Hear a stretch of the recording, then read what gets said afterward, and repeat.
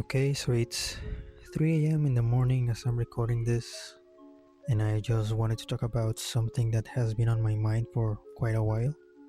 Things have been rough lately, and it's been like this for about a year since I graduated college.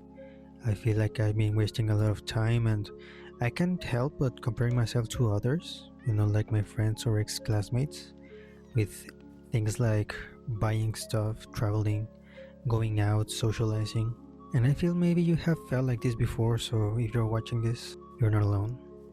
It's not like I'm not happy where I am right now, but I don't know. I feel like things could be better. And it's always like I'm putting this pressure on myself to improve and being perfect, and I'm tired of it. But that's the thing with comparing yourself to others all the time and trying to be perfect, or at least pretending to be. There's this voice in your head telling you nothing you do is good enough, so you maybe stop doing all those things you like because you're afraid of failing yourself or failing others. So we do all these things just so we can avoid the pain, to the point that we stop living our lives to please others. Maybe you stop doing art, making music or movies or programming, or you hide your hobbies because you live under someone else's narrative.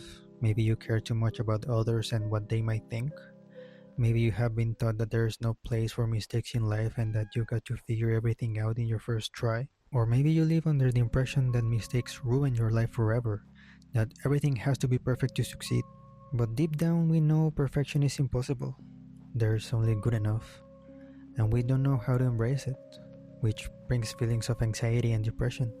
Mostly anxiety in my case. Feeling like this prevents me from doing what I want because I compare myself too much with others, and I tend to think that nothing I do will ever be good enough, and I feel like this might happen to you as well. Because you see, that's what stops us from being our best selves, amongst other things, of course.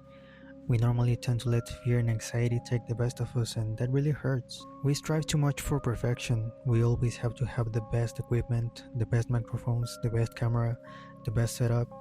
And although those things work for sure, I think we actually could benefit from taking it slow, relax, and let the ideas flow. Because sometimes being yourself, sometimes creating, means you have to let intuition and randomness take control. And that, of course, means we have to take the risk of making mistakes and being imperfect. But guess what?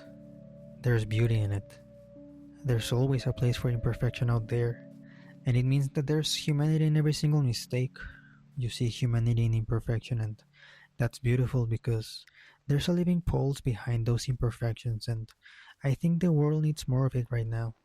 It's scary because sometimes we feel like we are showing our weak spots to others, and we feel so exposed that so many of us choose to hide these parts of our lives, even deceiving ourselves.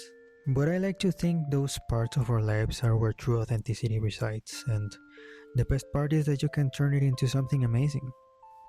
And that's the thing. In creativity and in life, there's so many ways of doing things, and every single one has a place, even deliberate imperfection. It reminds me of this diagram that I saw the other day. I don't remember where. I think Austin Kleon posted. But it went like, when there's unintended perfection, there goes dumb luck. When there's unintended imperfection, there goes mistakes and failure. When there's deliberate perfection, there goes boring mastery. But when there's deliberate imperfection, there goes wabi sabi, the art of noticing beauty in imperfection. And this is a practice that actually has been around since the dawn of our species. If I recall correctly, there was actually an art exhibition called Less Than Perfect in the Kelsey Museum of Archaeology. This art exhibition revolved around three themes. They were the failed perfection, the deliberate imperfection, and repair imperfection. Each and every single one has the meaning to question our own sense of what perfection means to us. We see bowls and pots that were discarded, pieces that broke, warped, or even exploded, and there's actually many pieces like this, which means the process wasn't perfect at all, and mistakes like this happen many times. These remains teach us a lot about the process and the experimentation that other cultures went through in order to improve their craft. We also see deliberate imperfection in pieces like Fulcari, Navajo rugs, wabi-sabi bowls, and such. For example, you see intricate patterns in the Fulcari, and maybe those little variations in the pattern are making you uncomfortable. But did you know those variations were included by the artisans to mark important events in their life? For example, a child's birth or a marriage proposal. Those imperfections, those little variations have a meaning, and knowing that meaning actually makes me appreciate the beauty in something that you would call imperfect. There's also this whole theme called repair imperfection, like the ancient craft of kintsugi. This one is easy to explain because maybe you have seen it before, but sometimes broken pieces were repaired with golden joinery to highlight the work that was put into these repairs and to teach us that there's beauty in your flaws and that there's value in repairing instead of throwing away. And that's actually what I want to accomplish with this channel and making these videos. Like, I want you to feel these imperfections and I want to embrace them as well, like these crafts that I show you, or like those little home videos that maybe you have stored in your house, or not exactly like that, but like old YouTube with a little twist, by emulating analog formats like VHS or film. Those imperfections in film, in the grain, in the light leaks, in the color, it feels like home. Or maybe it is nostalgia in part, yes, but I think that if you can see the value despite all those things means something. Think of it like those movies that many people consider bad, so much to the point that they become good because of how bad they are, almost like they're being bad on purpose and that makes them good. I don't really know how to explain it, but the point is, if we can forgive everyone else's flaws, why can't we be more forgiving and accepting with ourselves? Well, there's so many answers to these questions, and every single one depends on each and every single one of us.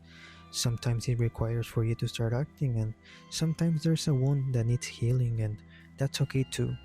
Take this video for example. I don't have the best camera.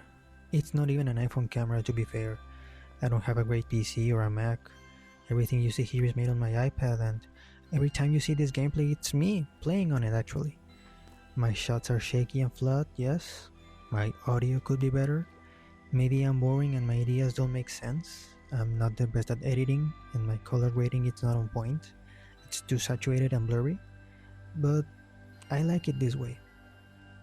And you know why? Because I have to force myself to be bad. Because it is my right to create something that I feel proud of. Maybe in the future I'll learn to make things better, but I'm not letting any of these limitations stop me. And neither should you, because the world needs you as yourself right now. We need to hear your voice. We need your art in this artificial world. We need authenticity. And if you don't feel ready yet, or you don't really want to create something right now, that's fine. Because the best part of life is that we always have time. It might not seem like it, and of course, we always feel like life's over after 20, and I have a video about that, but I can assure you that there's time and there's always opportunity to learn new things and turning a feeling into something else. And even if you don't know what you're doing right now, things will come in place with time. You can always fly the plane as you build it. You can always improve on the go. Maybe the first step is embracing yourself as you are and know that you don't need everything to be great. You can always make something beautiful out of nowhere. You can always be enough despite your limitations. You are good enough. You are perfect as you are. And maybe we have to start thinking like that. I guess what I want to say with all of this is to just show up and don't worry about making things right from the start. It never happens.